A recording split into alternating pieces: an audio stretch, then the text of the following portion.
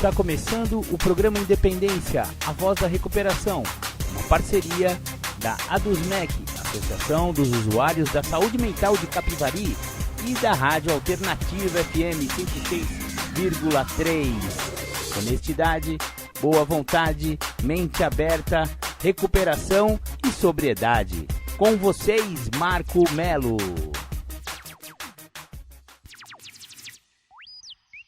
Marco Melo sou eu e você já está no programa Independência, agora versão 2022, exatamente. Feliz ano novo para todos.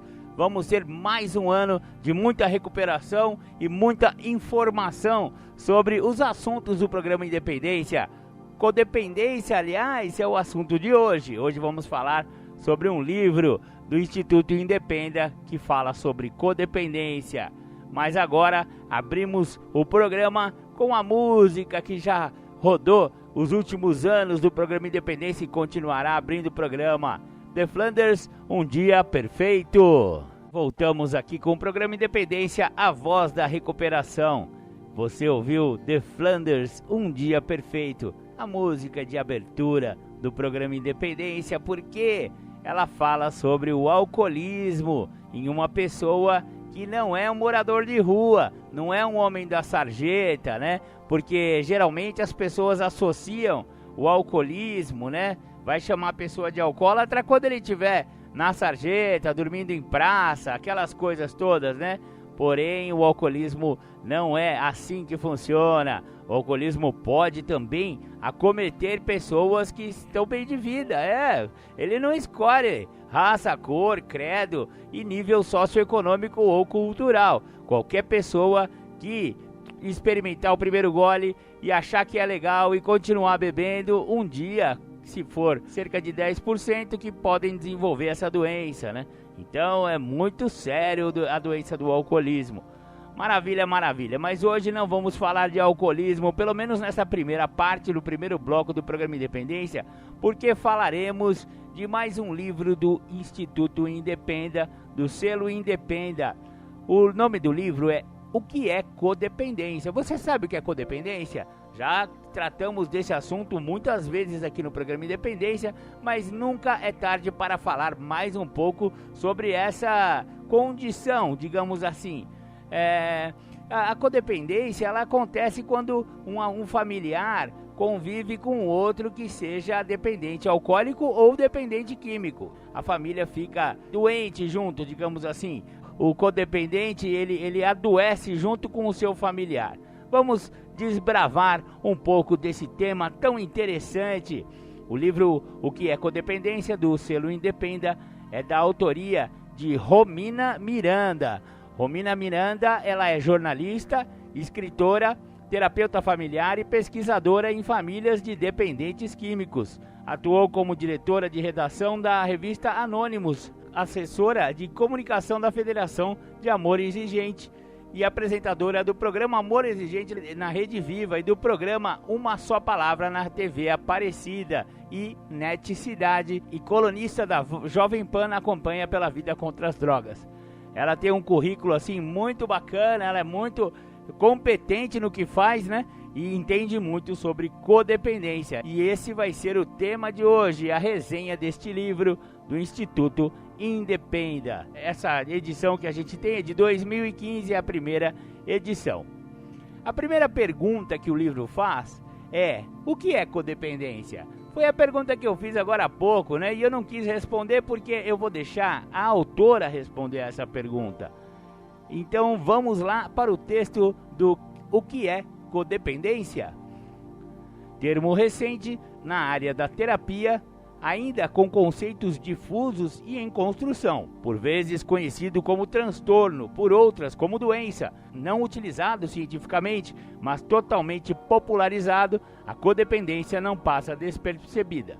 Com características que fazem com que muitas pessoas encontrem identificação e muitas vezes explicação para os seus comportamentos, a cada dia ela avança para outras esferas, que até há pouco contemplavam apenas as comunidades terapêuticas para tratamento de dependentes químicos e os grupos de apoio para seus familiares.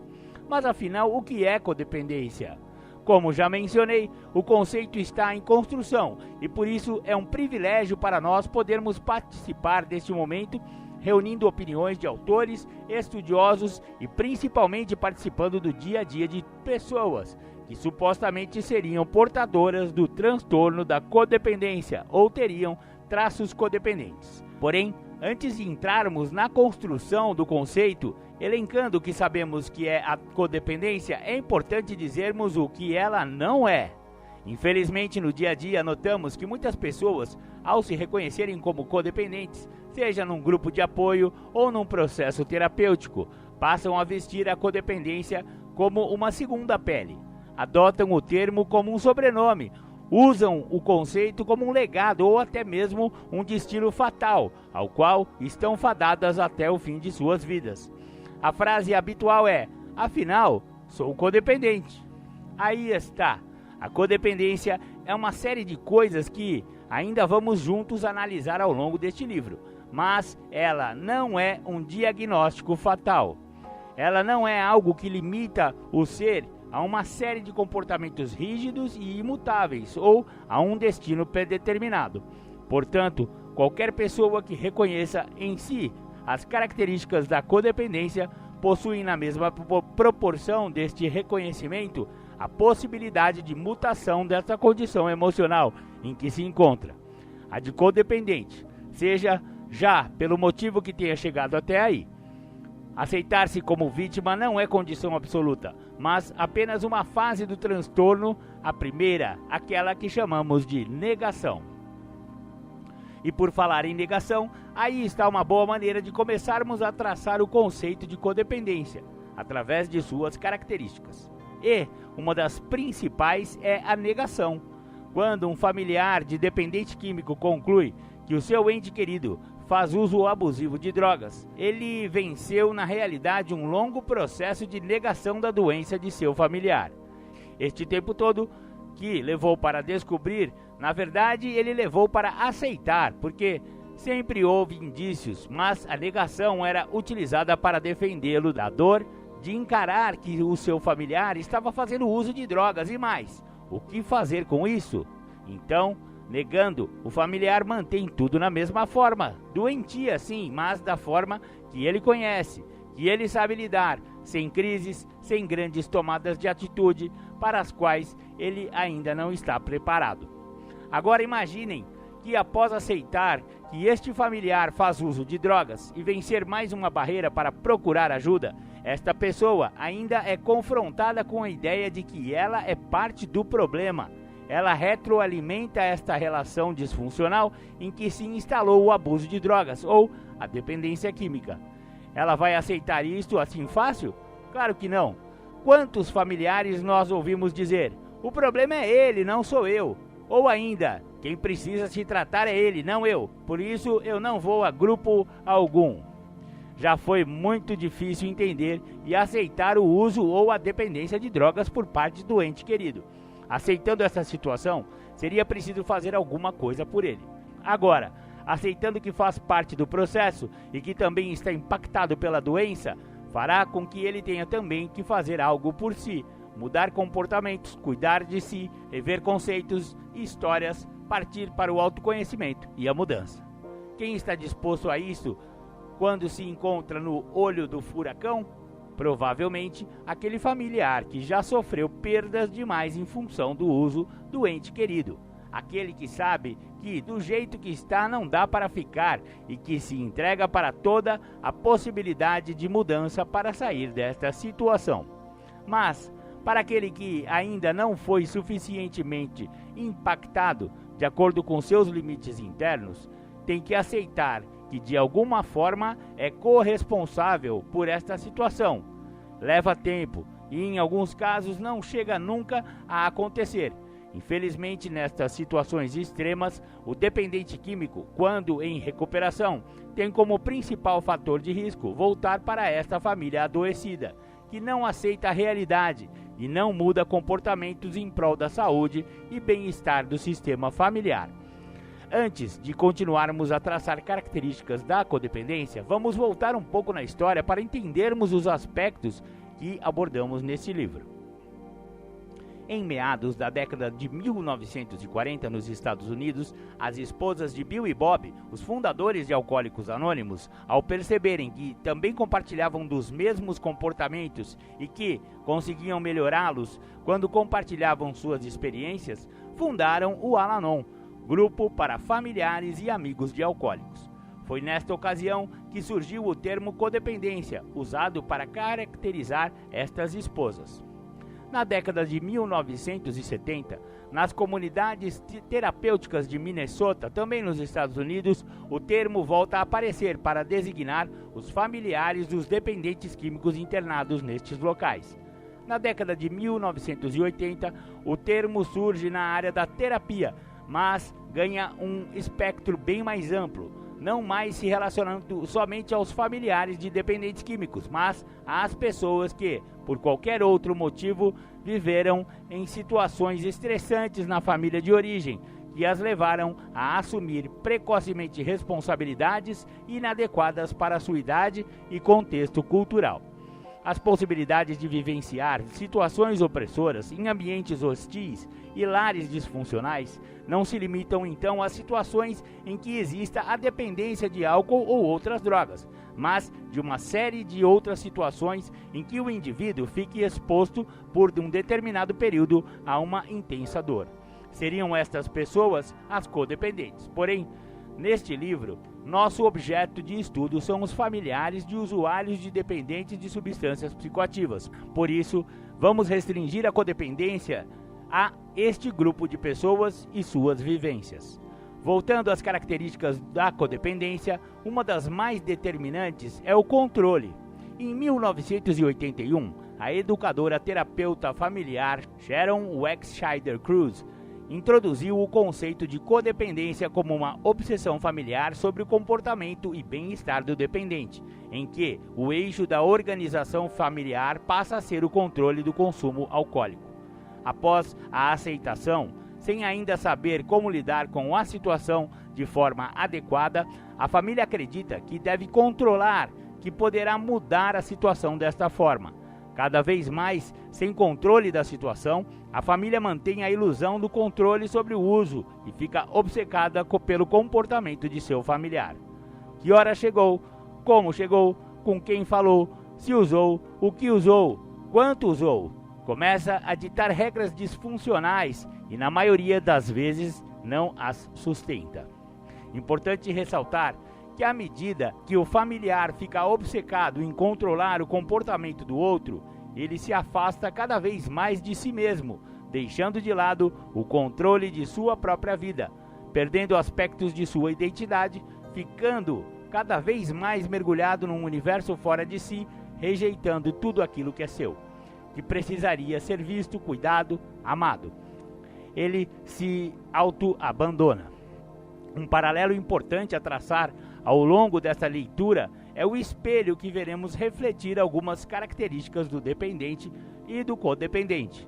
Até aqui, vimos que o dependente nega sua doença, enquanto que o codependente nega sua condição emocional, sua parcela de responsabilidade na problemática da família. Vimos também que o dependente mantém a ilusão do controle sobre a droga, achando que pode parar de usar quando quiser, enquanto que seu familiar acha que pode controlar seu ente querido e o seu uso e seu comportamento. Ambos mantêm um comportamento obsessivo com o seu objeto em questão, a droga, no caso do dependente, e o dependente, no caso da família. Outro sentimento presente no cotidiano de um codependente, de uma forma bastante exacerbada, é a culpa. Para o familiar do dependente químico é muito difícil distinguir culpa e responsabilidade. Os pais, ao descobrirem que o filho faz uso de drogas, automaticamente se perguntam: onde foi que eu errei? Os cônjuges, por sua vez, buscam erros em todas as situações, anulando-se, colocando-se muitas vezes em situações opressoras, limitantes, humilhantes, para não se sentirem como o objeto causador do uso do parceiro. Porém, ao depararem-se com a frase "eu bebo porque você faz isso", pronto, já assumem para si toda a culpa pelo uso do outro. A questão é que ninguém, nem pais, nem parceiros, nem amigos, nem irmãos, tem culpa alguma, pela escolha do outro em usar a droga. Por mais que os pais tenham falhado na educação, não erraram porque queriam errar, mas por não saberem fazer da forma correta ou por inúmeras outras razões, que em nada tem a ver com a culpa, mas sim tão somente com a responsabilidade. A diferença entre culpa e responsabilidade é que a culpa paralisa e a responsabilidade mobiliza. Se formos culpados, vamos ficar remoendo a situação, as mágoas, os erros, e estaremos voltados para o passado. Nossos conceitos sobre nós mesmos serão cada vez mais negativos, nossa autoestima ficará cada vez pior e nos revestiremos do problema como se nós fôssemos o erro. Se nos percebemos responsáveis, lamentaremos, mas estaremos prontos para sermos também responsáveis pela mudança e poderemos então avançar em sua direção. Afinal, perceberemos que cometemos um erro em determinado momento, em determinada circunstância, mas que agora temos a escolha de fazer diferente e esta responsabilidade é nossa e somente nossa. A responsabilidade é positiva e molda o futuro. Porém, falando em responsabilidades, é muito, mas muito importante que o familiar entenda que a responsabilidade precisa ser equilibrada, dividida entre todos os membros da família, inclusive e sobretudo com o dependente químico. Uma das outras características marcantes da família codependente é privar o dependente químico de suas responsabilidades e das consequências de seus atos. Esposas tomam para si as despesas do lar, o cuidado com os filhos, com a casa, a preocupação em manter a relação e a família unida. Muitas vezes mentem para os chefes de seus maridos, justificando que suas ausências no trabalho por motivos diversos, quando estes estavam, na verdade, na ressaca do dia anterior. Pais pagam todas as despesas para filhos que não estudam e nem trabalham, mas utilizam seu tempo livre para fazer uso de drogas. Quando situações complicadas ocorrem como resultado do uso, os pais arcam com os danos, com os resultados, evitando que os filhos passem pela experiência dolorosa da consequência de uma ação irresponsável. E quando fazem o menor esforço por algo, são recompensados com honrarias, as quais não valorizam em nada e logo as descartarão, muitas vezes trocando-as por drogas. Um exemplo: o filho é pego com drogas e deve ser levado à justiça terapêutica para participar de grupos de apoio e ou prestar serviços comunitários. Os pais chegam antes e querem pagar para que o filho não passe pelo processo de ser penalizado pelo ato cometido. Outro exemplo: o filho passa alguns meses numa comunidade terapêutica para se tratar. Ao sair, os pais querem recompensá-los pelo esforço de ter passado pelo processo terapêutico. O filho pede um carro, uma moto, os pais o presenteiam. Logo, o bem se torna moeda de troca para o uso de mais drogas. Isso quer dizer que os pais não deverão nunca mais presentear seus filhos ou recompensá-los positivamente por comportamentos adequados? Não. Porém, as famílias codependentes normalmente estão com estes parâmetros comprometidos. Querem compensar demais o que na verdade não é mais do que a obrigação. Afinal, se você passar um período no hospital para tratar sua diabetes, deverá ganhar um carro como recompensa? Ou ainda, terá que voltar para casa ou se adequar a uma nova dieta, a um novo estilo de vida, se quiser manter-se saudável e não retornar novamente ao hospital. E não é a dependência química uma doença crônica, assim como a diabetes? Eis aí mais uma questão: a grande dificuldade da família em entender que dependência química é uma doença reconhecida pela Organização Mundial da Saúde e, como tal, precisa de tratamento que inclui todo o sistema familiar impactado por ela. Agora vamos fazer um intervalinho, ouvir uma música de recuperação e já já a gente volta com mais resenha do livro O que é Codependência.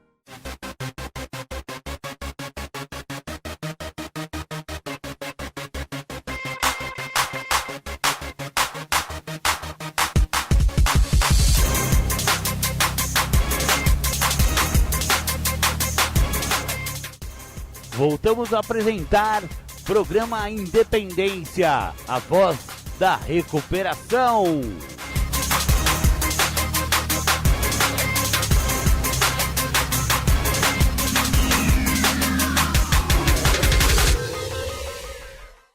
Bacana, voltamos com o programa Independência. Você ouviu aí 2 de 5 com Criolo.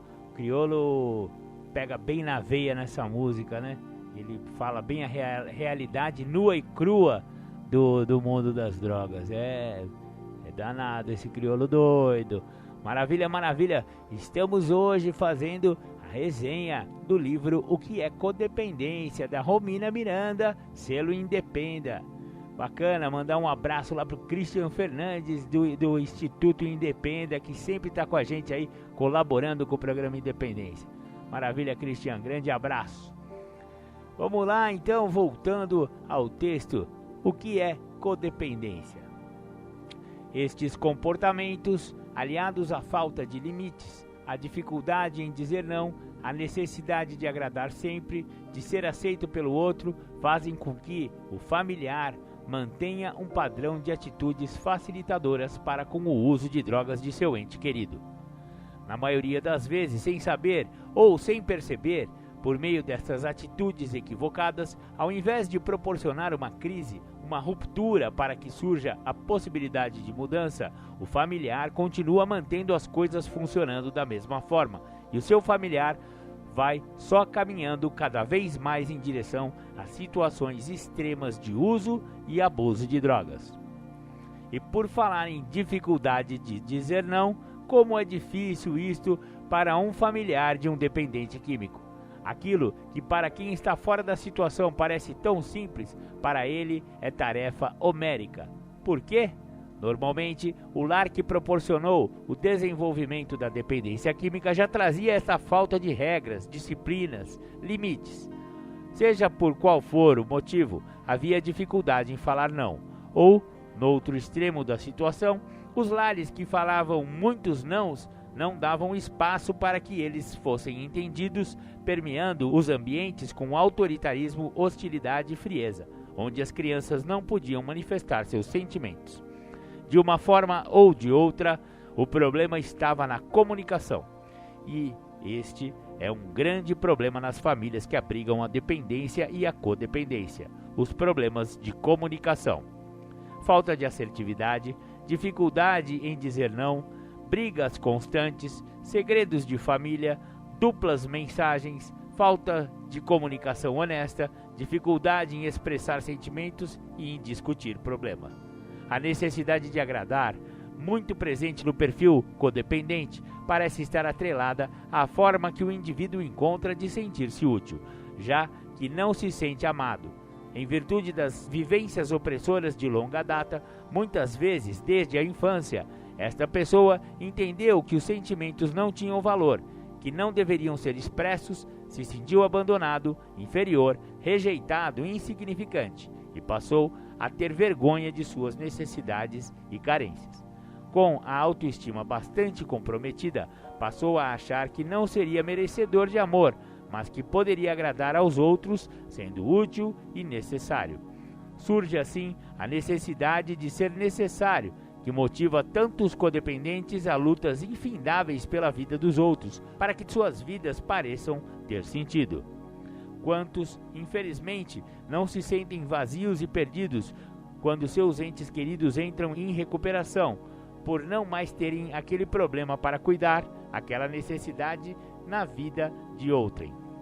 Neste momento teriam então de olhar para si mesmos, cuidar de si mesmos, deixar de serem necessários para os outros. Como o caminho é doloroso, muitos preferem não percorrê-lo. É neste momento que muitas esposas de dependentes em recuperação que não buscam tratamento para si mesmas não conseguem conviver com um marido saudável, desfazem o casamento e iniciam um novo relacionamento com outro dependente químico. Quanto aos limites, outro foco de atenção para o tema, estes normalmente estão disfuncionais sob todos os aspectos. As famílias de dependentes provavelmente nunca souberam impor limites, portanto continuam a não saber durante o uso, o tratamento e, se não forem tratadas, continuarão assim por toda a vida. Aceitam situações que para a maioria das pessoas seriam abusivas, humilhantes, extremas e inaceitáveis. Porém, assim como não sabem impor limites, também não os respeitam, invadem a vida do outro, sua privacidade, sempre mostrando o desejo de cuidar e ajudar. Outra característica importante do codependente, que muito se assemelha do dependente, relembrando o espelho que traçávamos no início deste livro, é a autopiedade. Sempre que nos recusamos a assumir a responsabilidade por nós mesmos, nós assumimos o papel de vítimas. É bastante comum as esposas de dependentes químicos vestirem este papel para si e para os outros. Afinal, ele é um carrasco que usa drogas e ela, a boa moça que ajuda, apoia, trabalha, cuida da casa e dos filhos. Como ela aguenta? Porém, quando lembramos que no sistema familiar existe uma retroalimentação e que o comportamento de um afeta o do outro e que há uma responsabilidade de ambas as partes, não existem vítimas nem culpados, mas pessoas responsáveis pelas situações em que se encontram e capazes de mudá-las. Como durante muito tempo as famílias convivem com a culpa e não com a responsabilidade, elas tendem a se sentir vítimas e não donas de suas próprias vidas. No livro Codependência Nunca Mais, Melody Beattie aponta o triângulo do drama, criado pelo doutor em medicina Stephen Karpman, para demonstrar como funciona este processo também na vida do codependente, que transita entre os papéis de vítima, salvador e perseguidor, as três pontas do triângulo, em questão de segundos, sem perceber. O salvador é o tomador de conta, que tudo resolve, que tudo conserta, que ajuda a todos, que não deixa que a vítima faça o que pode fazer por si mesma. Mas rapidamente passa a ser o perseguidor quando a vítima não lhe é grata pela ajuda oferecida, por não ter saído tudo como ele queria, por ter feito mais do que devia, e então fica raivoso. Quando pensa que todos os esforços foram em vão, ressente-se e volta ao papel principal, a vítima. Nada dá certo para ele, nada funciona como deveria ser, ele é uma vítima. Para iniciar um processo de mudança, assumindo a responsabilidade por seu comportamento, o codependente precisa libertar-se da trama limitante dos papéis deste triângulo. Além das características marcantes que acabam por formar o modelo de comportamento do codependente, existem os sentimentos presentes em seu cotidiano, com os quais todos os que sofrem com a dependência química de um ente querido convivem. Estes sentimentos não estão somente descritos nos livros ou artigos dos estudiosos internacionais, mas são dados de pesquisa científica nacional, a primeira realizada com 500 familiares de dependentes químicos dos grupos de amor exigente na cidade de São Paulo pela Unifesp-Uniad em 2009. Na ocasião, os familiares citaram que os sentimentos presentes em seu dia a dia eram culpa, da qual já falamos, vergonha, tristeza, impotência, dor, solidão, angústia, desespero, decepção, medo e raiva. Começando pela raiva. Quanta raiva possuem os codependentes? Raiva do outro, raiva de si, raiva do mundo. Raiva pela tristeza, pela dor, pelo medo, pela culpa. Raiva por tentar salvar e não conseguir, por não ter controle sobre o outro. Raiva por ter raiva, por não saber lidar com a raiva, que vai virar ressentimento. Tanta carga emocional mal canalizada, por vezes não podendo ser expressa ou sentida, por outras estupidamente lançada à pessoa errada, quase sempre causa estrago ao seu redor. Como uma bomba relógio, o codependente vive prestes a explodir ou a implodir, o que pode se tornar uma doença física ou psíquica.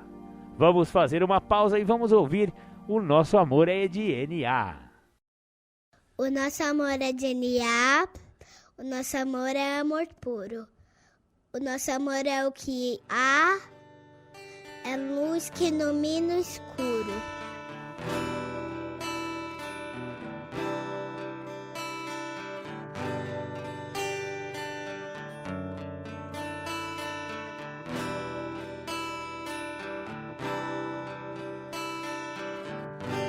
Acreditamos num Deus que promove um processo de luz, onde acontecem os resgates das vidas.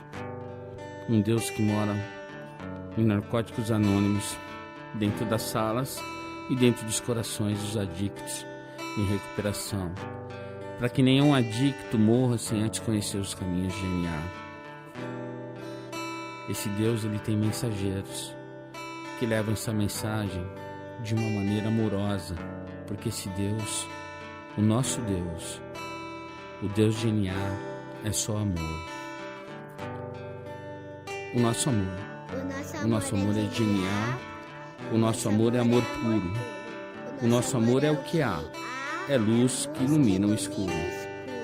O nosso amor veio dos guetos, viadutos, bares e favelas. O nosso amor é azul e branco, dos becos.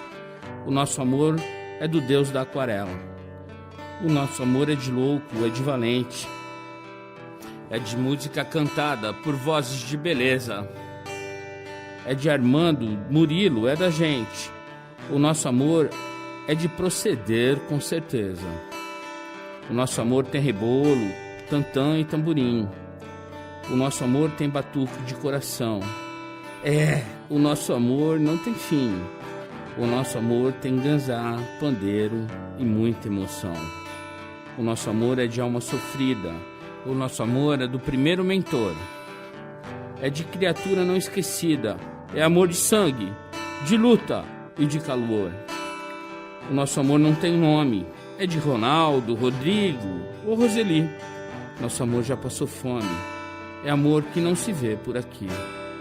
O nosso amor é de resgate e ajuda. É amor de mil amores. Amor que tudo muda. Virtudes no lugar das dores. É amor de bicho solto e de cicatriz. Amor que se conversa com o olhar.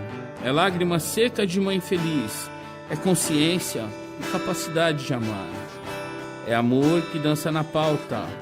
Amor que sonha acordado. É de cada um que faz falta. Amor de prazer, caridade e pecado. É prece do silêncio no peito. É pintura na cara do louco. Amor decente de respeito. Nosso amor não é pouco. É amor só por hoje. Amor guerreiro. É briga boa para bom brigador. Uma dádiva do amor primeiro.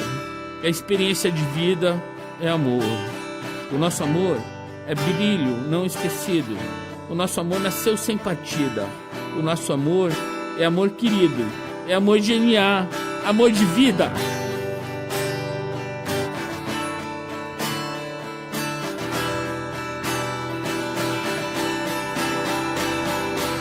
Nosso amor é amor puro.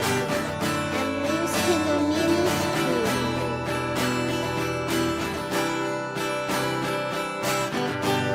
luz que ilumina o escuro.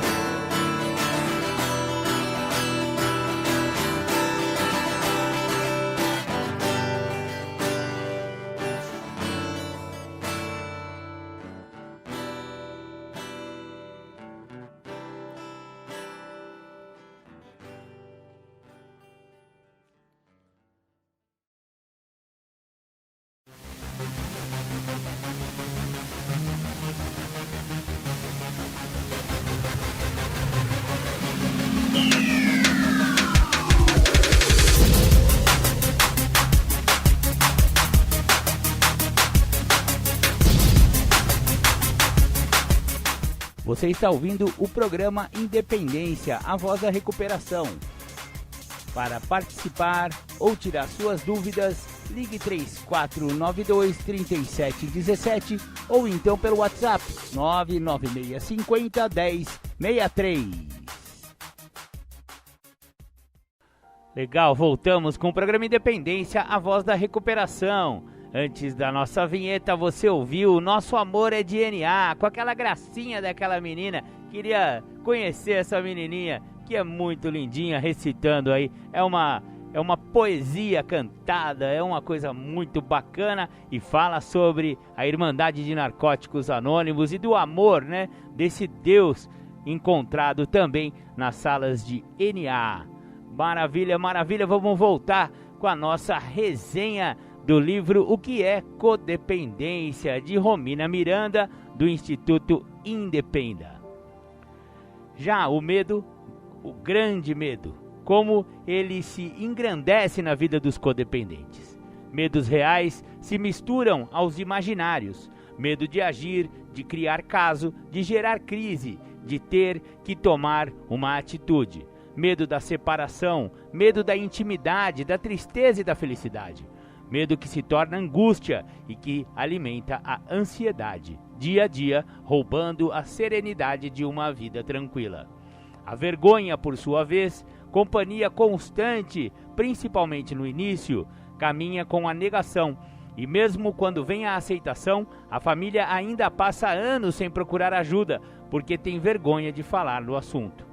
Na comunidade, na igreja, na família, na escola, às vezes até dentro da própria casa, o segredo impera.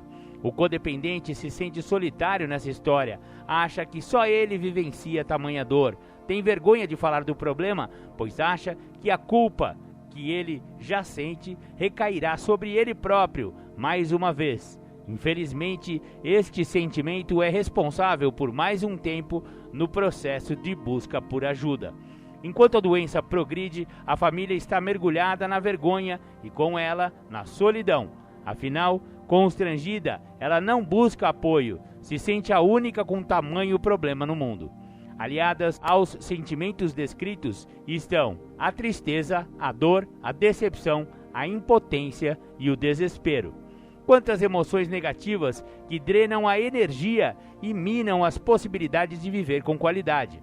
Fazem parte do cotidiano destas famílias. Sentimentos que, se não transformados, certamente darão espaço para o surgimento de doenças emocionais, o que desorganizará ainda mais o sistema familiar, diminuindo as chances de melhora dos outros membros da família. Ou seja, a doença de um cria a doença no outro. Como parar este ciclo?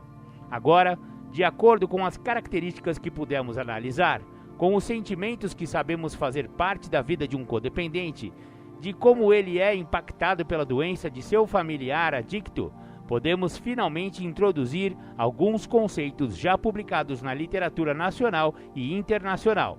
Assim, creio que após a construção acima, temos mais condições de entender o que é codependência dentro do conceito apresentado por cada autor. No livro Codependência Nunca Mais, Melody Beattie afirma que um indivíduo codependente é alguém que permite que o comportamento de outra pessoa o afete e sente-se obcecado por controlar o comportamento do outro. Neste conceito, podemos encontrar a questão da circularidade, ou seja, de como o comportamento de uma pessoa afeta o de outra dentro do sistema familiar e de como isso é impactante na família que sofre com a dependência química. Também encontramos o aspecto do comportamento obsessivo e do controle. Os assistentes sociais, especialistas em dependência química em Minnesota, Ronald e Pat Potter, concluem que as famílias de dependentes químicos podem ser modelos para obter informações sobre a codependência. Contudo, outras circunstâncias familiares poderiam produzir padrões similares, particularmente famílias com problemas crônicos negados, como incesto e doenças mentais e sociais. Lidish Fisher, PhD, e Linda Spahn, ambas pesquisadoras da Texas Tech University, nos Estados Unidos, definem codependência como um padrão disfuncional de se relacionar com os outros, com um foco extremo e fora de si mesmo. A falta de expressão aberta dos sentimentos e as tentativas de obter um senso de propósito por meio de relações com os outros. Para a Irmandade Codependentes Anônimos, baseada no programa de 12 Passos de Alcoólicos Anônimos, codependência é a inabilidade de manter e nutrir relacionamentos saudáveis com outros e consigo mesmos.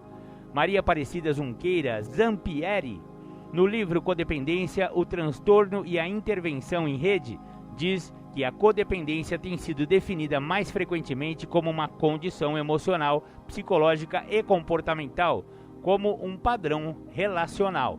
A autora apresenta critérios diagnósticos para a classificação da codependência como um transtorno de personalidade e vem realizando estudos para classificá-la como doença.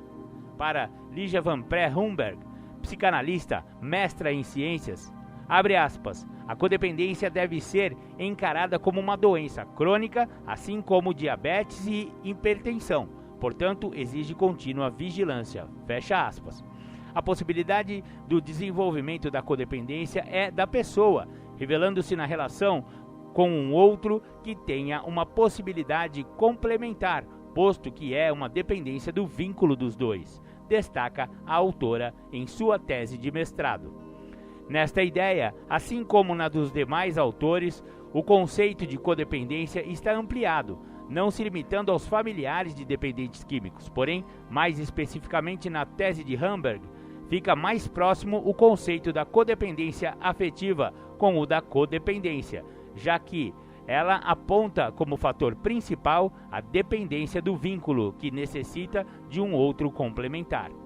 Diante da inviabilidade diagnóstica dos conceitos de codependência, o que podemos com exatidão pontuar é que estamos diante de uma condição emocional em que se destacam as relações que variam em graus de disfunção e os comportamentos que são afetados por outros e afetam aos outros, se tornando estereotipados e também disfuncionais. Se estamos falando em condição emocional, sabemos que podemos modificá-la, transformá-la. Afinal, não é um diagnóstico, como falamos lá no início, é uma condição. Podemos e temos dentro de nós todas as ferramentas para sair dessa condição. Porém, para encontrar tais ferramentas, precisamos conhecer o caminho, ou seja, nos conhecer. Traçamos então a primeira meta, autoconhecimento, que traz consigo a aceitação da situação de si, dos seus erros, acertos e condições. Percorrendo este caminho, começamos a conhecê-lo e podemos então encontrar as tais ferramentas que nos ajudarão no processo de mudança. Importante lembrar, porém, que para iniciar esta jornada de autoconhecimento é preciso se desligar do outro, emocionalmente, para cuidar de si. Como podemos cuidar de nós, nos reconhecermos, gastar nosso tempo e energia conosco, se estamos obcecados em controlar o comportamento do outro? Também é importante libertar-se da negação e aceitar nossa condição emocional, sem culpas, sem mágoas, mas com o olhar no futuro, na possibilidade de ser e fazer diferente. Neste caminho, precisamos perder a vergonha e entender que não estamos sozinhos, que existem milhares de pessoas no mundo que sofrem dessa mesma dor que nós. E quando abrirmos mão da culpa, de toda e qualquer culpa, e abraçarmos a responsabilidade por nossas escolhas, por nossas vidas, teremos encontrado a caixa de ferramentas que nos permitirá, pouco a pouco, arrancar as ervas daninhas de nosso jardim. O medo, a raiva, a dor, o desespero, a angústia, a impotência, a decepção. E plantar as sementes das flores que queremos ver desabrochar em nossas vidas. Respeito, amor próprio, autoestima, paz, harmonia, limites, assertividade, união, esperança, aceitação, desapego, alegria, serenidade, amor.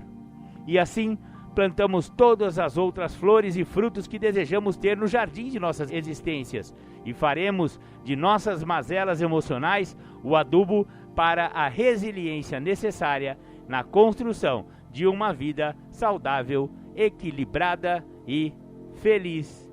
Maravilha, maravilha! Este foi então o livro O que é Codependência, da autora, jornalista, escritora, terapeuta familiar, pesquisadora de familiares de dependentes químicos, Romina Miranda. Muito bacana o livro dela e essa foi a nossa visão, né? Na verdade, a gente pegou, né, praticamente o texto inteiro do livro dela, porque não é um livro muito grande, é um livro de 38 páginas e deu pra gente fazer aí um apanhado bem bacana a respeito da doença da codependência. O programa Independência já há muito tempo vem batendo na tecla de que os familiares de adictos, de alcoólicos, eles precisam realmente cuidar de si, ao invés de ficar cuidando do seu doidão. É exatamente, deixa o doidão cuidar do doidão e você tem que cuidar de você. É assim que funciona a recuperação de um familiar, através das Irmandades de Naranon, de Alanon, Codependentes Anônimos e tantas outras irmandades familiares que cuidam aí de si próprias, né? Através da terapia, entre aspas, da terapia de espelho, que são essas reuniões de recuperação de familiares. Se você quiser saber um pouco mais sobre essas irmandades, procure aí na internet. Você pode conectar com os sites oficiais das Irmandades de naranon.org.br, alanon.org.br. Ou então dá uma googada lá, existem mais de 20 irmandades a respeito deste tema, que é o tema codependência, trazido hoje pelo programa Independência, a voz da recuperação. Espero que vocês tenham gostado. Agora vamos para o intervalo, né? Vamos para os nossos patrocinadores, nossos apoios culturais, e já já a gente volta.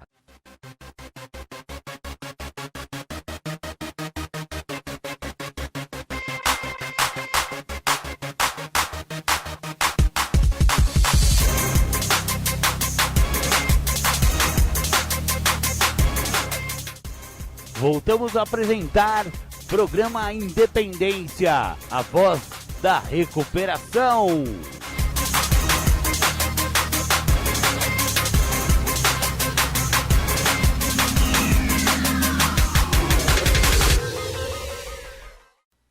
Voltamos com o programa Independência, agora no segundo bloco do programa, após os nossos apoios culturais. O nosso convidado é Bruno Renato Góes. Bruno Góes vai falar sobre desligamento emocional. É uma mentira? Vamos saber se é verdade ou se é mentira o tal do desligamento emocional de um familiar com o seu dependente químico. Com vocês então, Bruno Góes. Sejam muito bem-vindos. Mais uma vez estamos iniciando aqui a nossa transmissão ao vivo. Para quem está chegando agora e não me conhece, meu nome é Bruno Renato Góes, né? Eu trabalho com dependência química, alcoolismo e codependência há pouco mais aí de 16 anos, 17 anos na verdade. Preparei um conteúdo muito legal para hoje, né? Desligamento emocional. Algumas pessoas já me viram falando sobre isso, né? Algumas pessoas já participaram de outras lives onde eu falo desse tema, onde eu falo, né, do desligamento emocional, e eu resolvi refazer, né? Talvez algumas coisas que eu fale aqui hoje não tenha muito a ver com aquilo que eu falei no passado, outras coisas pode ser que tenha a ver, mas a questão é que o tempo vai passando, a gente vai adquirindo conhecimento, a gente vai aprendendo coisas novas, e eu acho que é muito importante a gente estar renovando, né? E como esse é um assunto um tanto quanto polêmico, as pessoas perguntam bastante, as pessoas querem saber, né? E é um assunto que está hoje em alta, digamos assim, né? Os profissionais têm falado bastante, desligamento emocional e tal. Eu resolvi falar, né? Algumas pessoas me pediram, inclusive eu fiz uma lista de temas. Se vocês olharem aí no meu canal, as próximas 2 lives já estão programadas também, já tem os temas. Eu já tenho o tema definido, se eu não me engano, até o mês de maio, mais ou menos. Mas eu também aceito sugestões, né, Bruno? Pô, eu queria que você falasse de um tema específico, eu queria que você falasse sobre alguma coisa. Pode mandar aí sua sugestão, que para mim é um grande prazer poder falar daquilo que vocês realmente querem ouvir, daquilo que vocês realmente precisam saber.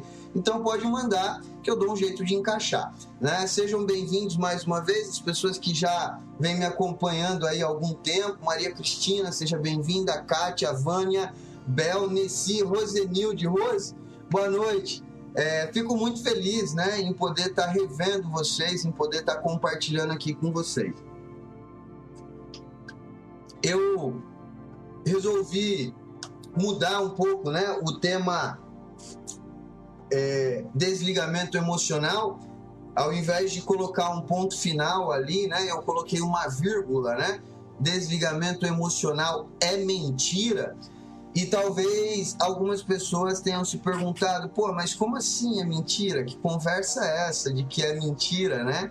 E como eu falei, é um assunto um tanto quanto polêmico. E por que eu digo que é polêmico? Porque nós temos vivido uma geração, né, agora, nesse momento, de pessoas que buscam uma certa praticidade para lidar com as coisas, né? Nós temos vivido um momento em que as pessoas anseiam por facilidade, por respostas rápidas, por soluções práticas, né? As pessoas anseiam por mudanças drásticas e tal, como se as coisas elas fossem muito simples de resolver, né? E por incrível que pareça, vem uma galera de profissional acompanhando esse ritmo, né? Aquela galera que vem na vibe de que você precisa meditar, e aí você medita e é como se você dormisse com um problema e acordasse com a solução. Você precisa ter força de vontade, você precisa de garra, de determinação, você precisa estar animado, você precisa estar feliz, você precisa estar extasiado, você precisa estar para frente. E as pessoas vêm entrando nessa vibe e parece que as coisas elas ficam meio que mecânicas, assim, meio que quadradas. Sem perceber, a gente começa a se desligar das nossas essências. Sem se dar conta, a gente começa a perder aquilo que faz parte das nossas características, né? E quando eu digo nossas características, eu estou falando das nossas características humanas, né? E eu tenho um certo cuidado a falar sobre isso, não é desmerecendo nenhum profissional, muito pelo contrário, eu acho que cada um tem as suas teorias, tem os seus estudos, tem o seu conhecimento, não é contrariando ninguém, muito pelo contrário, né? Eu acho que cada um tem o livre-arbítrio para se identificar com quem quiser, porque o psicólogo lá falou tal coisa, ou porque a psicóloga falou tal coisa. A questão é que eu não consigo viver nessa ideologia de que as coisas acontecem por passe de mágica. Eu também não consigo acreditar na ideia de que eu sou uma máquina onde, tipo, eu não quero mais sofrer devido a uma situação que aconteceu e eu vou excluir isso da minha mente, né? Inclusive eu escuto muitas das vezes as pessoas dizendo: você precisa esquecer isso, como se fosse opcional, como se fosse uma escolha, assim, tipo, eu não quero mais pensar sobre isso, eu não quero mais lembrar disso. E é muito interessante porque isso é extremamente contraditório. Todas as vezes que eu digo eu preciso esquecer determinado assunto, na verdade, eu estou reforçando que eu preciso lembrar daquele assunto, porque para eu falar que eu preciso esquecer, eu estou trazendo ele à tona, né? Eu estou trazendo à tona ali toda a dor, todo o sofrimento que aquele assunto me traz. Então, nós não somos robôs, né? Eu acredito muito na humanidade. E quando eu digo humanidade, eu não estou dizendo do indivíduo, da particularidade. Não, eu estou dizendo a humanidade no sentido daquilo que me torna humano, daquilo que me torna indivíduo, daquilo que me torna pessoa. E algumas coisas a gente precisa deixar bem clara, né, antes da gente entrar nesse assunto. Olha só, eu estava indo para o trabalho hoje de manhã, né, e eu estava ouvindo um debate na rádio. Eu gosto de ouvir debates, eu gosto de ouvir conversas, né, eu gosto de ouvir as pessoas falando, e eu ouvi, né, uma conversa sobre esse novo problema que está surgindo agora, né? Entra no lockdown ou não entra no lockdown? Fecha tudo ou não fecha tudo? Né? O problema do coronavírus vem aumentando, alguns prefeitos, alguns governantes começaram a fechar as suas cidades, né? E aí as pessoas estavam na rádio discutindo sobre esse problema, né? Se entra no lockdown ou não. Inclusive, aqui no Rio Grande do Norte, foi assinado um decreto para que fechasse tudo a partir das 10 horas da noite, né? Para que paralisasse a cidade após as 10 horas da noite. E a discussão na rádio era a seguinte: se as igrejas, elas devem ou não fechar. As igrejas, elas devem paralisar ou não paralisar. Vamos deixar bem claro uma coisa aqui antes de eu começar a falar, para que as pessoas não interpretem de um modo religioso aquilo que eu vou dizer. Eu sou uma pessoa que admiro muito as religiões. Apesar de não ser uma pessoa muito religiosa, tenho as minhas crenças, tenho as minhas ideologias, sou praticante de algumas coisas, mas não sou uma pessoa muito religiosa. E eu não estou aqui falando de religião A ou B ou C. Eu estou aqui falando sobre uma discussão que eu ouvi na rádio.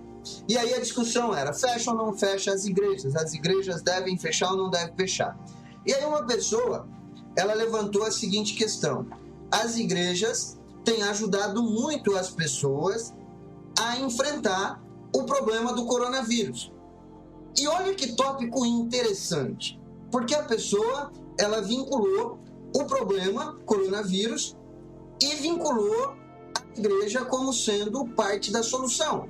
E eu até compreendo o que aquela pessoa quis dizer. As pessoas estão tendo que ficar em casa, as pessoas estão passando por problemas, as pessoas estão tendo problemas financeiros, estão tendo dificuldade, não pode trabalhar, alguém da família fica doente e tal. E, de fato, a igreja, eu acredito que tem oferecido um grande suporte para essas pessoas. Um grande suporte. As pessoas, elas vão para um culto, para uma igreja, e ali, naquele momento, eu acredito que elas voltam para casa mais espiritualizadas, com mais esperança, né? Com a fé renovada, com os ideais renovados. A questão é que, quando a pessoa vincula a ideia de que a igreja ajuda no problema coronavírus, é como se a igreja fosse uma UTI. E quando eu olho para o problema dessa maneira, eu preciso compreender que a igreja, ela não ajuda com o problema coronavírus. A igreja, ela ajuda com alguns problemas que vêm junto com o problema coronavírus, mas são problemas distantes, são problemas separados. Sempre houve e sempre haverá pessoas sofrendo com depressão, sempre houve e sempre haverá pessoas sofrendo por causa de problemas financeiros, sempre houve e sempre haverá pessoas que irão perder os seus entes queridos. E a igreja sempre foi e sempre será uma fonte de esperança e ajuda para essas pessoas. O problema coronavírus, de algum modo, tem trazido uma intensidade para esses problemas, e eu concordo.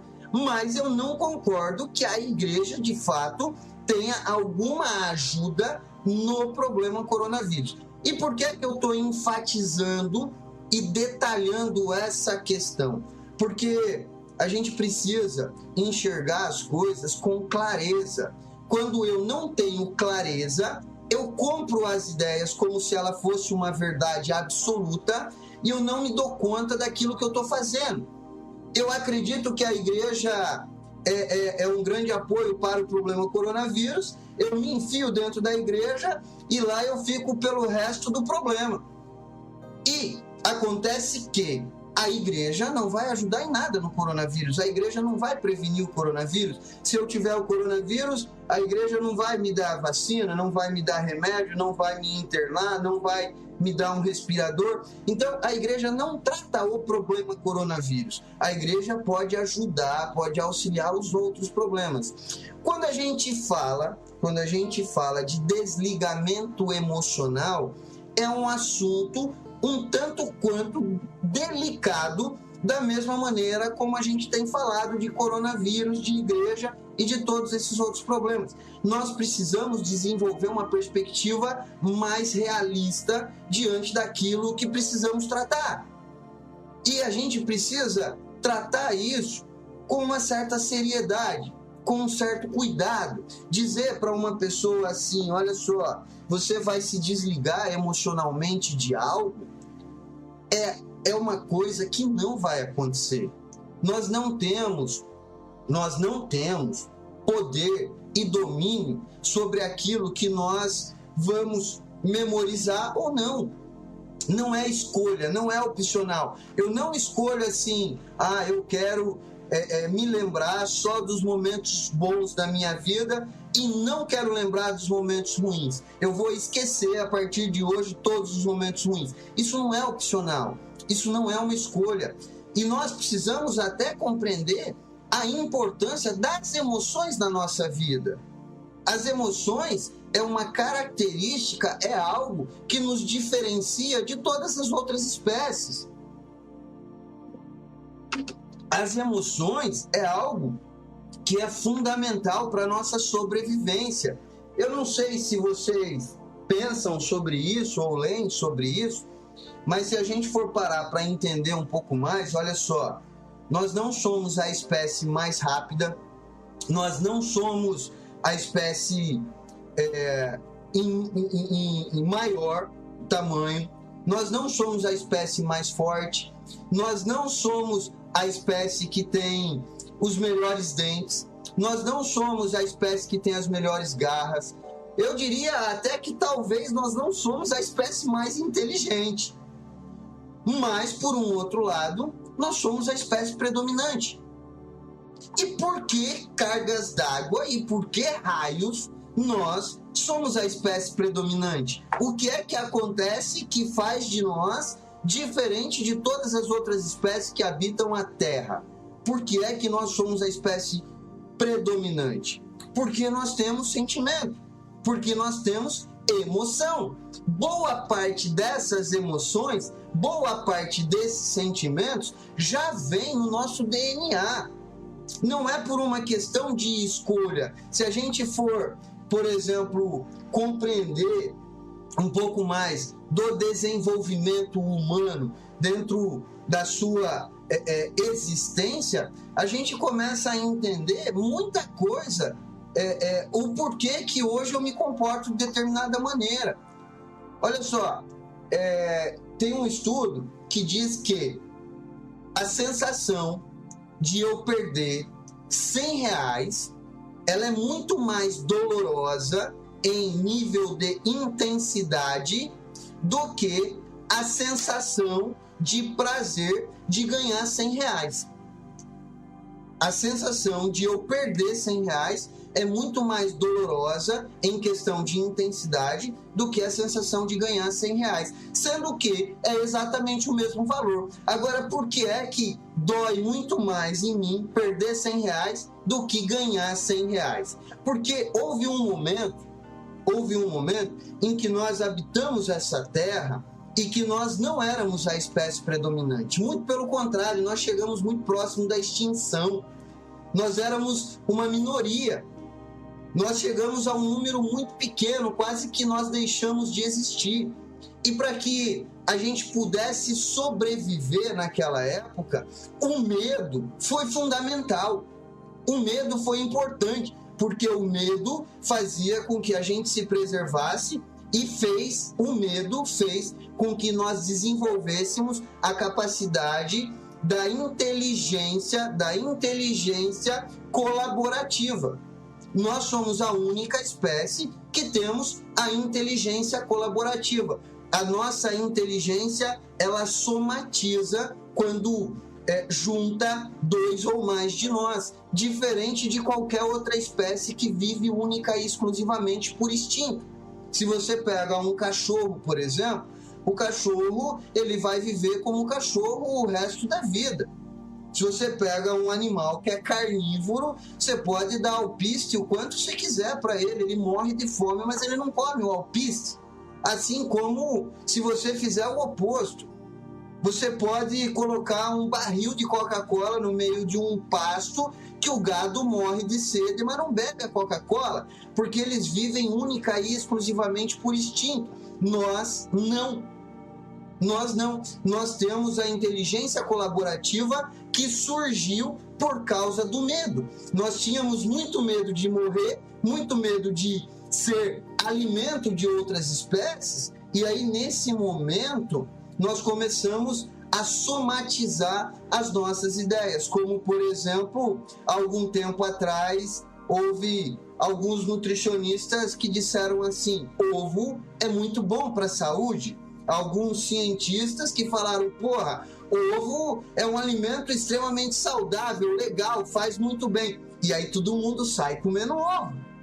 Aí daqui a pouco aparece um outro cientista, aparece um outro nutricionista que fala assim: não, ovo não é legal, ovo não é bom, porque tem lá um componente na gema do ovo que altera o colesterol, que não faz bem e que não é legal para a saúde e pode dar um problema e pode trazer uma doença. E aí todo mundo para de comer ovo. Se a gente for ver hoje a quantidade de pessoas que deixou de comer carne porque alguém disse que carne não era bom, e a quantidade de pessoas hoje que não comem carne é absurda. Então perceba que há uma inteligência colaborativa e que vai causando um efeito dominó, e aí isso tem origem no medo.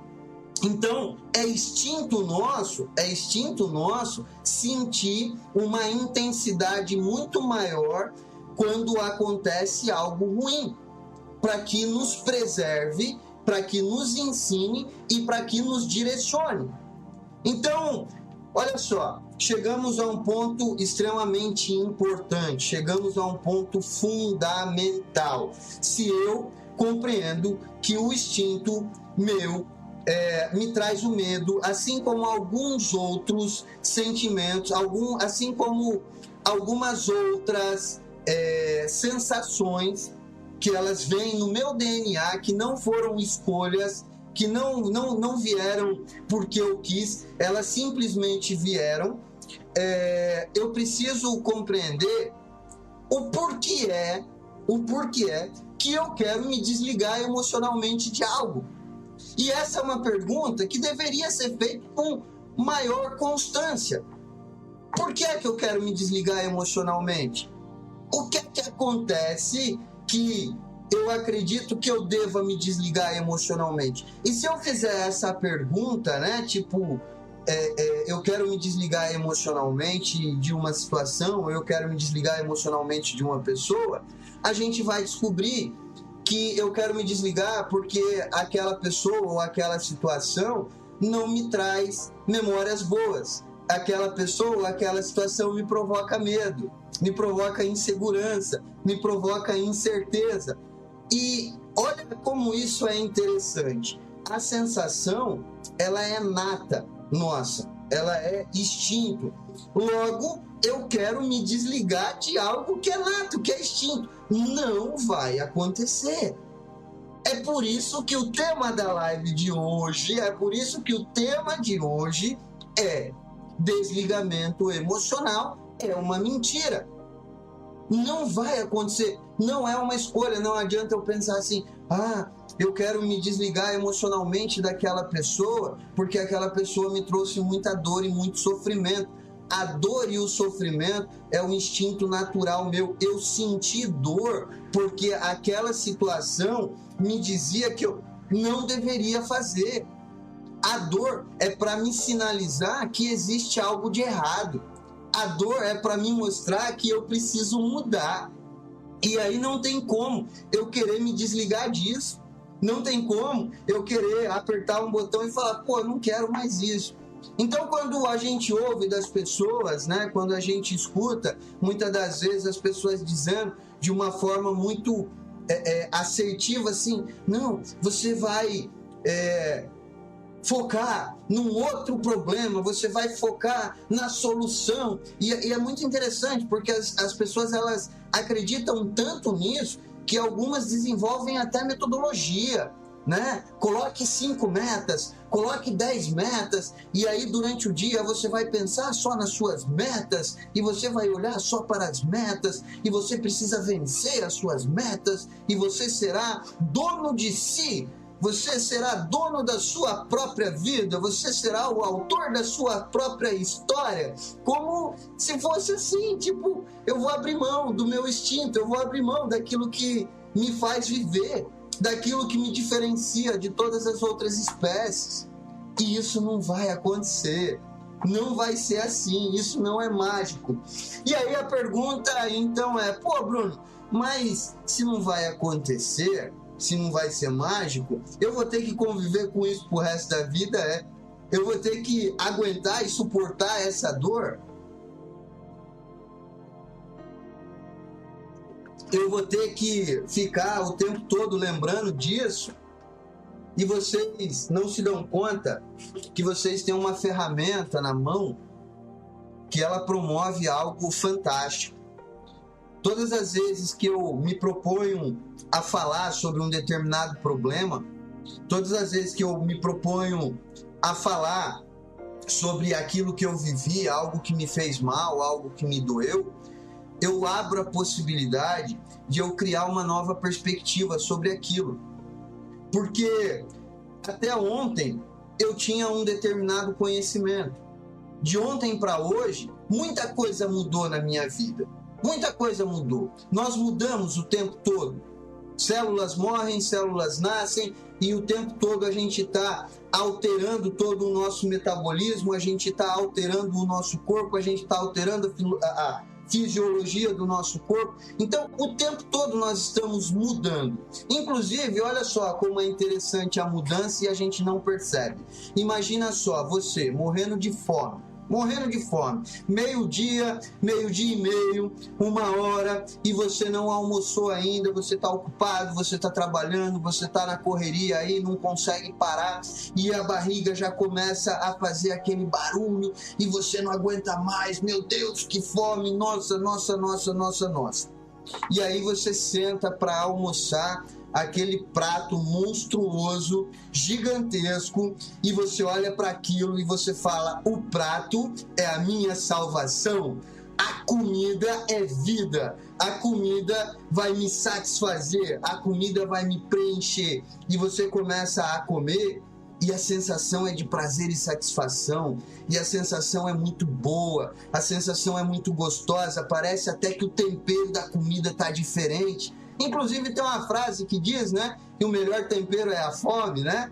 E você começa a comer e você fala: nossa, que delícia, e eu quero mais, e eu vou comer mais, e você continua comendo, e você continua comendo, e daqui a pouco o seu estômago começa a falar assim: opa, para que já tá bom, mas você sentiu ali muito prazer e você não quer parar. E você quer sentir mais daquele prazer, e você continua comendo, continua empurrando, até chega um momento que você começa a suar, e você começa a transpirar, e começa a ficar sem ar, e começa a dar aquela sensação de banzo. Nossa Senhora, aquela feijoada de domingo, começa a dar sono, e você continua a comer, e você busca aquela sensação de prazer que você teve quando você sentou na mesa, e você não se dá conta que aquilo que um dia foi vida, aquilo que alguns minutos atrás foi a solução dos seus problemas, depois de alguns minutos passou a ser o seu maior problema. E se você continuar a comer, provavelmente você vai adoecer, você vai passar mal, você vai ter uma estafa, o seu estômago não vai aguentar, você vai vomitar, você vai ter dor de cabeça, você vai ficar com mal-estar. Isso acontece porque a gente muda, porque o nosso corpo está constantemente mudando. E quando eu abro a possibilidade de falar de um problema que aconteceu ontem, e hoje eu já mudei algumas coisas na minha vida, eu crio, junto com esse problema, a possibilidade de trazer um novo ponto de vista sobre ele. Inclusive, acontece um fenômeno muito interessante. Normalmente a gente começa a se arrepender. E é muito interessante. A gente se arrepende porque a gente passa a construir novos pontos de vista. Quando a gente se chateia com uma pessoa, por exemplo, alguém fez alguma coisa lá e você não gostou, e aí naquele momento de ânsia, de raiva, de angústia, a gente fala um monte, a gente descarrega, e a gente vai lá e briga com a pessoa, e esperneia, e acusa a pessoa de um monte de coisas, e a gente começa a falar, até que chega um momento que parece que toda aquela angústia começa a diminuir. E quando é no dia seguinte, a consciência começa a pesar, e a gente começa a refletir e fala: pô, será que eu não falei demais? Será que aquela pessoa não teve alguma motivação para fazer aquilo? Perceba que quando o tempo ele vai passando, eu estou mudando junto com esse tempo, e isso também não é opcional, né? A mudança do nosso corpo, ela não é opcional. Constantemente nós estamos fazendo leitura daquilo que está acontecendo ao nosso redor, então a gente está aprendendo, né? Os meus olhos estão funcionando, os meus ouvidos estão funcionando, o meu tato está funcionando, o meu paladar, meu olfato, está tudo funcionando. Então o tempo todo eu estou adquirindo conhecimento, eu estou fazendo leituras, eu estou criando percepções. E aí quando eu me dou conta no dia seguinte que talvez eu tenha sido até injusto com aquela pessoa, e aí eu começo a me arrepender de tudo aquilo. Pô, eu não devia ter falado dessa forma, eu peguei pesado demais, eu não fui compreensivo, eu não fui amoroso, eu não fui afetuoso, talvez eu não tenha dado a atenção que aquela pessoa precisava. Perceba que todas as vezes que eu me proponho a olhar para a mesma situação depois de algum tempo, eu começo a enxergar essa mesma situação de uma maneira diferente. Eu começo a criar perspectivas diferentes. Por isso que os grupos de autoajuda, eles funcionam assim de uma maneira muito mágica. Não é muito comum de acontecer você ir para o grupo, né? Principalmente para quem participa efetivamente dos grupos, vai para o grupo e aí chega lá, tem o seu momento de partilhar e aí você fala, aí quando você sai do grupo, você sai leve, você sai em paz, parece que aconteceu uma mágica, que alguém entrou lá dentro de você, lá no teu íntimo e tirou uma pedra lá de dentro. Não tem essa sensação, aquela sensação gostosa de alívio? Você fala, nossa, que mágica esse grupo tem. A questão é que você se deu a oportunidade de falar e quando você falou, você desenvolveu uma nova perspectiva. Quando você falou, você abriu a possibilidade de novas compreensões. Então, quando a gente fala de desligamento emocional, presta bem atenção no que eu vou dizer. Quando a gente fala de desligamento emocional, eu preciso ter ciência que eu não vou me desconectar daquilo. Aquilo já foi registrado, aquilo já está arquivado, aquilo já está no meu cérebro e não é mais opcional. Não tem como eu falar, deleta, não quero. O nosso cérebro é uma máquina gigantesca, a gente não tem noção de como o cérebro funciona. Mesmo com muito estudo, mesmo com muito conhecimento, a gente ainda conhece muito pouco do funcionamento do nosso cérebro. Então, seria muita pretensão acreditar que eu vou conseguir chegar exatamente aonde está aquele arquivo daquela memória e deletar aquela situação. Isso não vai acontecer. Gente, talvez o áudio não fique muito bom porque está chovendo bastante aqui e agora a chuva deu uma engrossada, então pode ser que acabe dando uma interferência no áudio aí. Eu estou tentando falar um pouco mais alto aqui para vocês poderem ouvir, mas pode ser que o áudio não fique muito legal. Eu vou seguir aqui com o assunto para poder finalizar. Caso vocês tenham alguma pergunta, pode mandar, né? Eu vou deixar aí uns 10 minutinhos para responder a pergunta e eu vou finalizando aqui o assunto. Então, compreendemos que não somos máquina, as nossas emoções... Peraí, deixa eu só fechar a janela aqui, rapidinho. Pronto. Agora acho que vai melhorar. Fechei a janela, o barulho da chuva não vai atrapalhar tanto.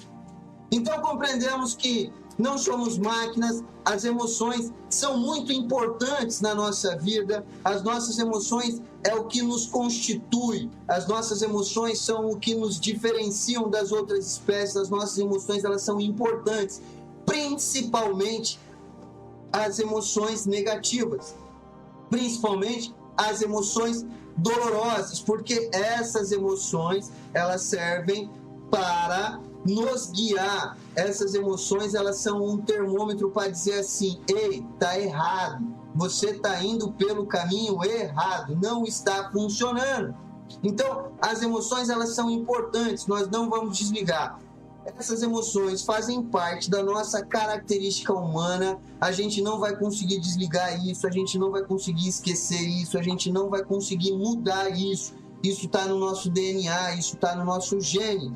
Compreendemos também que, mesmo eu tendo uma carga emocional negativa, ainda assim eu posso muito bem aprender a me relacionar com isso. Inclusive, quando vocês escutam, né, eu falando aqui dos meus problemas, das minhas dificuldades, das minhas dores, né? Semana passada eu fiz uma live bastante pesada, bastante intensa, falando do meu processo de recuperação.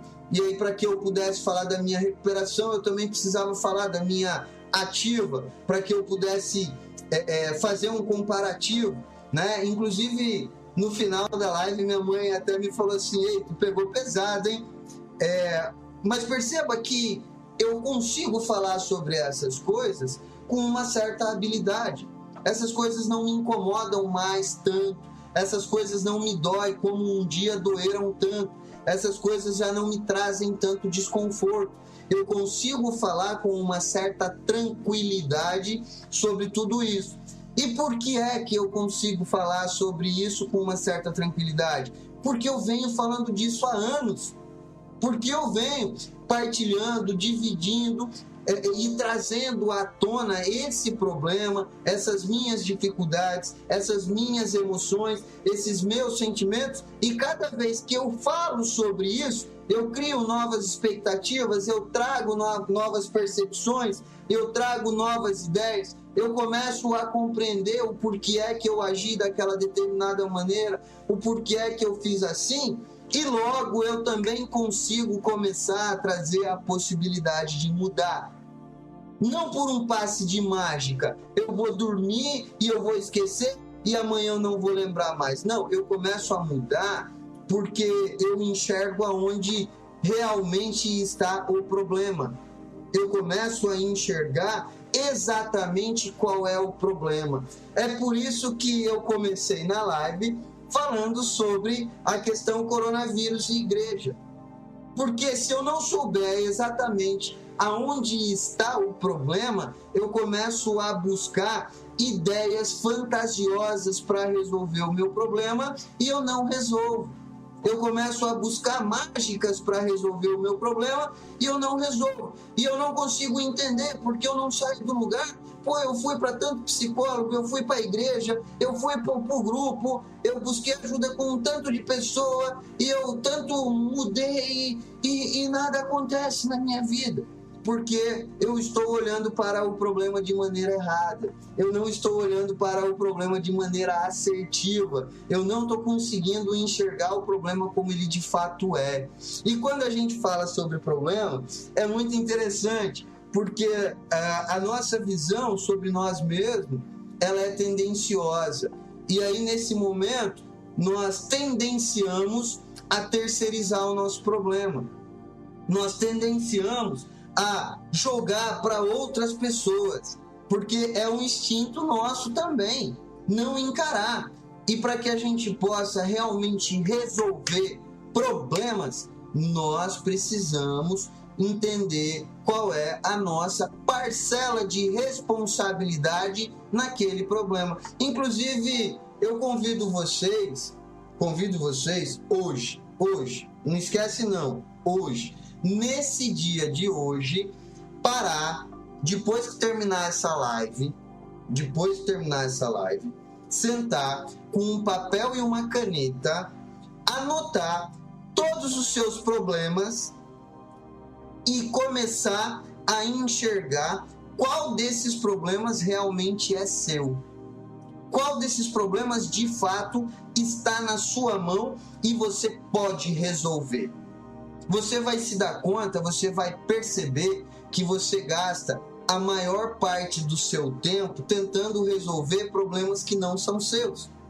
Que você gasta a maior parte do seu tempo preocupado com coisas que não são suas. Estressado, vivendo cansado com aquilo que não está no seu poder de mudar. Então, ter uma percepção exata do problema, e aí quando a gente fala, né, de desligamento emocional, Eu preciso ter essa percepção exata. Aonde é que está o meu problema? Entender a minha parcela de responsabilidade. E aí eu começo a falar e eu falo, pô, o meu problema é esse, o meu problema é esse, o meu problema é esse. E cada vez que eu falo, eu consigo desenvolver uma nova percepção sobre aquilo. E eu desenvolvo mais uma percepção, e mais uma, e daqui a pouco a minha ideia faz assim, pô, tá aqui. É tão simples. Eu poderia ter resolvido isso já, por que é que eu não resolvi?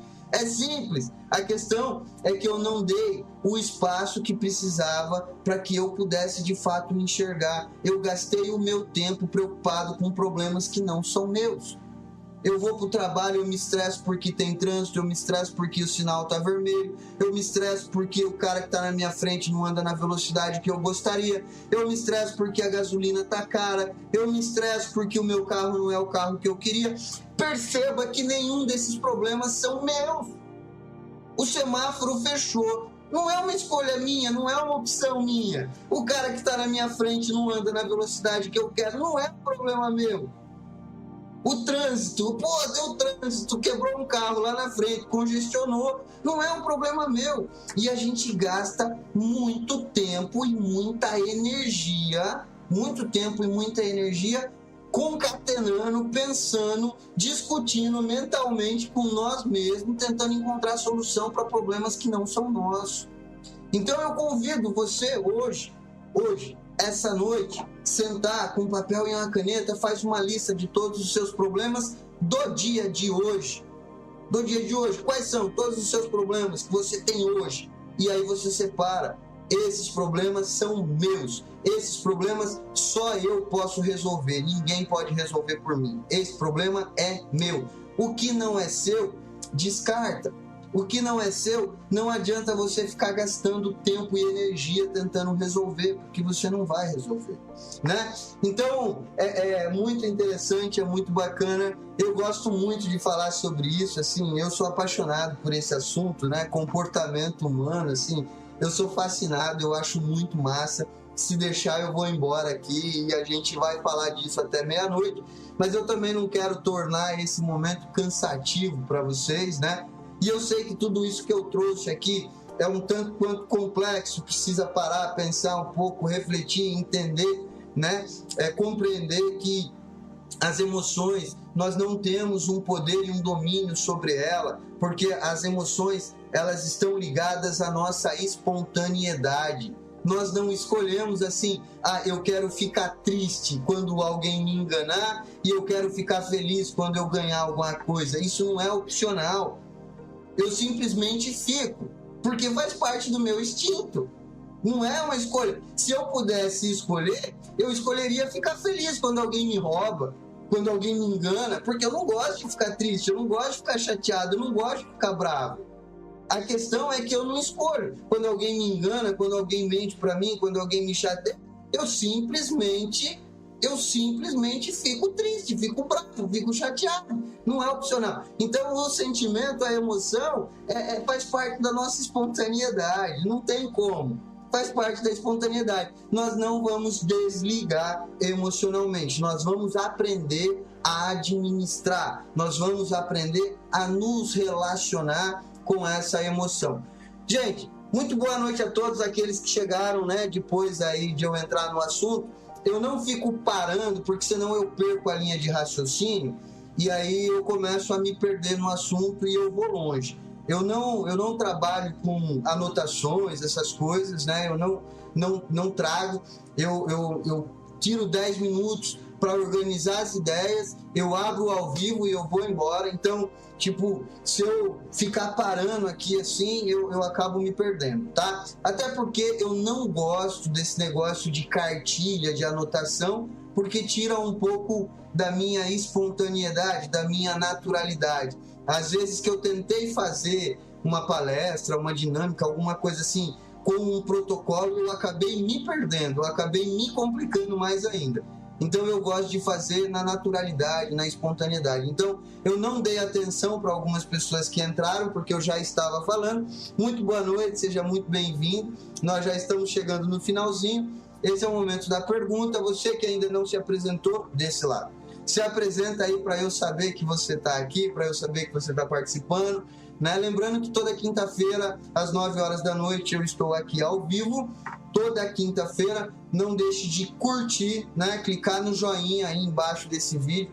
Esse joinha me ajuda muito a distribuir. Não deixe de compartilhar com outras pessoas, distribuir para outras pessoas, né? E de convidar as pessoas para participar aqui com a gente também, tá? Eu vou ler aqui as perguntas, então eu vou tentar responder bem brevemente, porque a gente já está chegando próximo de 1 hora, mas quem tiver pergunta pode ir mandando aí, tá? Eu nunca consegui separar. Como me desligar se eu quero ajudar? Entendo que tenho que ter atitudes assertivas para que meu adicto seja responsável por seus atos. Vânia, olha só, eu acho que a questão nesse momento, Vânia, você fazer essa tarefa que eu falei dos problemas. Se você conseguir fazer essa tarefa, colocar num papel o que é problema seu, o que não é problema seu, e aquilo que não é problema seu, você entregar a quem de fato já será um grande passo. Agora compreenda que você não vai desligar as emoções que essa pessoa te traz. Muito menos você não vai desligar toda a memória que você já tem relacionada a essa pessoa. Essa memória, ela já está aí, ela já está arquivada e ela vai permanecer. Não vai mudar. Essa memória, ela vai ficar. O que você pode começar a fazer e deve é falar sobre isso. Falar daquilo que você não está conseguindo, falar das suas frustrações, falar das suas dores. Inclusive, eu tenho feito um trabalho com algumas famílias de convidar a família a falar para o adicto. Você me chateou, você me magoou, aquele dia que você fez aquilo, eu não me senti bem, me gerou desconforto, eu fiquei mal. Então, perceba que você precisa lidar com toda essa carga que você já tem, você precisa lidar com toda essa carga, se relacionar com ela, e você também precisa preparar aquilo que está por vir. Essas duas coisas são suas e você consegue fazer, tá ok? Minha mãe tá por aqui, boa noite mãe, te amo, te amo, te amo. Sinto-me às vezes nessa situação, quero esquecer muitas coisas que vivi, mas às vezes me vejo vivendo elas, queria me desligar de tudo. Pois é, sinto te dizer, talvez você acabe se frustrando, mas você não vai esquecer e você não vai se desligar. Volto a dizer, o que vai te ajudar é falar sobre isso, falar, sei lá, encontre alguém aí, se aproxime de alguém, alugue um ouvido amigo, inclusive para aquelas pessoas que estão no grupo de WhatsApp, né? Hoje teve uma pessoa lá pedindo ajuda e eu vi que várias pessoas se prontificaram, fale aqui com a gente está aqui, estamos juntos, não sei o que e tal, eu vi que muitas pessoas se ajudaram. Então, aproveite o grupo do WhatsApp lá, troca uma ideia, fale, grave áudio, né? E joga para fora, para que você possa desenvolver novas percepções sobre a tua própria vida, sobre a tua própria trajetória, sobre aquilo que você tenha vivido. Lembrando que o medo, a dor, o sofrimento, a angústia, todas essas emoções, todos esses sentimentos ruins, eles servem para me sinalizar de que tem algo de errado. Tem algo de errado. Não está certo. Eu estou fazendo algo de errado e eu preciso mudar. Então, as emoções ruins, elas são importantes para a nossa vida. Elas são importantes. Boa noite, Ivanilde. Boa noite, Jocely. Realmente, Bruno, o que não agrega coisas boas, temos que nos afastar. De fato, você fala com clareza. Rita, obrigado, Bruno, pelos seus esclarecimentos, me ajudou bastante. Boa noite, cheguei. Marinei Barreto. Vânia, obrigado. Gente, então é isso, né? Obrigado demais pela participação de vocês. Obrigado aí pelas perguntas. Muito feliz de poder estar aqui com vocês. Vocês sabem muito bem o quanto eu gosto de estar aqui, o meu momento, né, de estar aqui com vocês. Próxima quinta-feira a gente começa a entrar no assunto de relacionamento, né?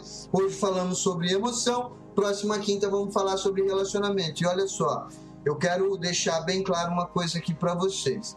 os assuntos que eu vou levar daqui para frente, eles têm ligações. Um assunto está interligado ao outro. Um assunto está interligado ao outro. Então, se você não participar da próxima, se você não assistir a próxima, se você não estiver junto ali com a gente na próxima, na outra lá da frente, talvez você fique moscando e você não entenda muito o que eu esteja falando aqui. Porque se a gente não tiver uma direção, se a gente não souber para onde a gente quer ir, a gente vai ficar perdido aqui. E eu quero levar vocês para algum lugar. Eu tenho um objetivo, eu tenho uma trajetória, eu tenho uma meta. Então, as lives, a partir de hoje, elas têm uma sequência e essa sequência, elas têm uma ligação. Quando eu entrar no assunto relacionamento, eu vou voltar nessa ideia do desligamento. Eu vou voltar a falar sobre emoção, eu vou falar sobre a construção de relacionamento, a importância das emoções na construção do relacionamento, o quanto a minha emoção interfere no meu relacionamento, o quanto a emoção do outro interfere no meu relacionamento. Então vai ser muito massa, vai ser muito legal, vai ser muito show, porque uma coisa vai ligar na outra e vai fazer total sentido. Você vai encontrar respostas para aquilo que você vive hoje e você não consegue encontrar. Você fala, por que é assim? E você vai começar a entender por que é assim. Gente, muito obrigado. Não deixe de curtir esse vídeo, não deixe de compartilhar esse vídeo, não deixe de trazer mais pessoas para cá, para que a gente possa ajudar mais pessoas, para que a gente possa contribuir, para que a gente possa distribuir conhecimento. Beijão no coração de vocês. Muito grato, muito grato, muito grato. Espero vocês na próxima quinta-feira, às 21 horas, aqui no canal do YouTube. Beijão, fiquem com Deus e até quinta-feira que vem.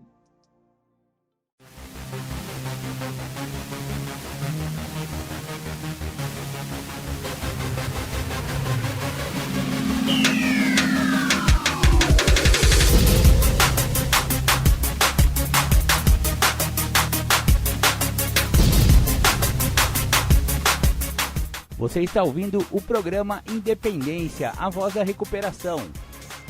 Para participar ou tirar suas dúvidas, ligue 3492-3717 ou então pelo WhatsApp 99650-1063.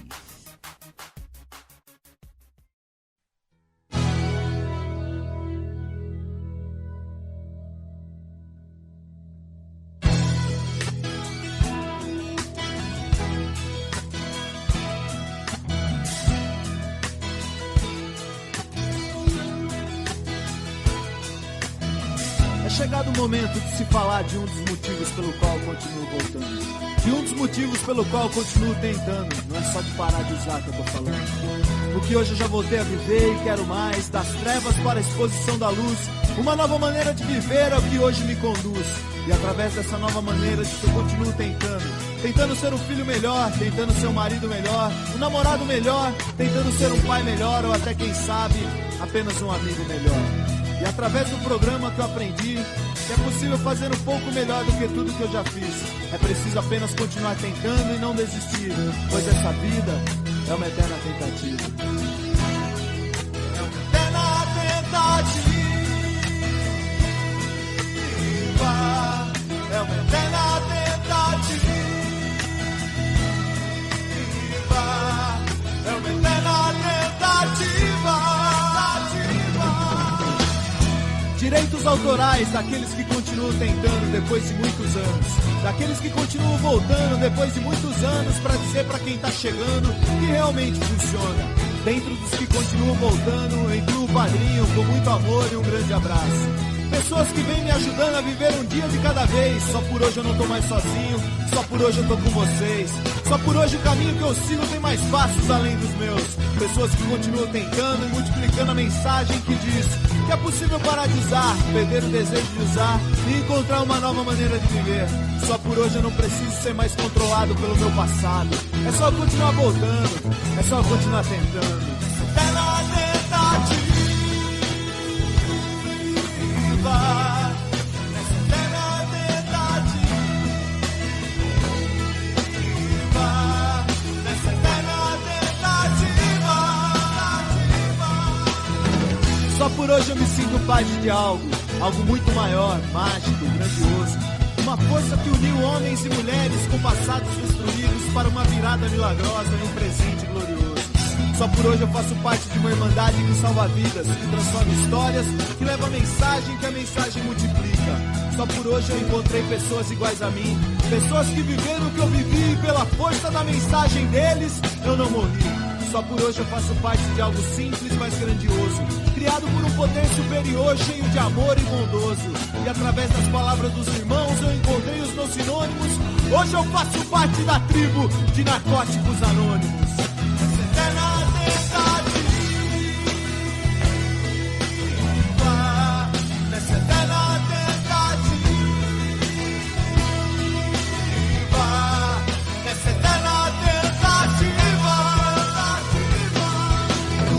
Só por hoje eu encontrei as pessoas que faltavam em minha vida. Só por hoje eu encontrei a minha tribo, o meu povo, como diria o velhinho.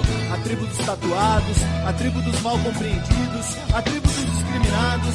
Mas eu prefiro lembrar da tribo do abraço, do momento mais próximo de dois corações. A tribo do só por hoje, a tribo da eterna tentativa, a tribo que faz um instante de silêncio para aquele que vai chegar, a tribo que faz um instante de silêncio pensando no adicto que está sofrendo, a tribo que faz um instante de silêncio pensando nos pais, nas mães, namorados, namoradas, irmãos e irmãs desesperados a procurar onde aquela pessoa tão amada está, a tribo que faz um instante de silêncio pensando nas pessoas que estão desesperadas agora por mais uma dose, a tribo que faz um instante de silêncio que chega onde ninguém consegue chegar, um instante de silêncio que chega embaixo das pontes, no meio do mato, nas mansões, nas casas ou no bar, um instante de silêncio que chega onde ninguém pode chegar, que chega no coração do adicto em qualquer lugar, um instante de silêncio para que eles não morram sem tentar, um instante de silêncio para que eles não morram sem conhecer os caminhos de NA.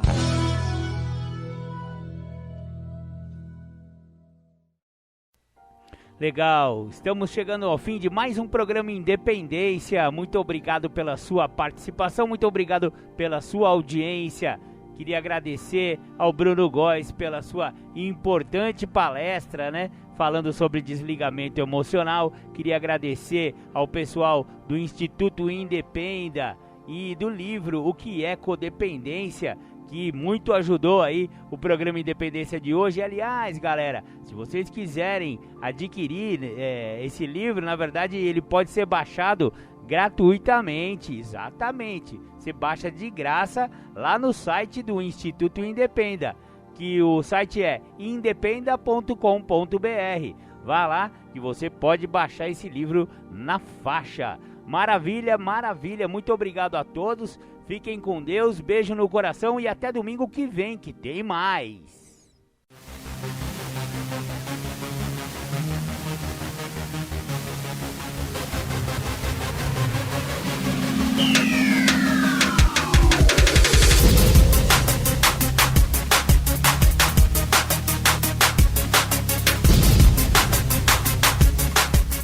Você ouviu o programa Independência, a voz da recuperação, uma parceria da ADUSMEC, Associação dos Usuários da Saúde Mental de Capivari, e da Rádio Alternativa 106,3. Até domingo que vem, com mais informações a respeito de dependência química e alcoolismo. Obrigado, até mais!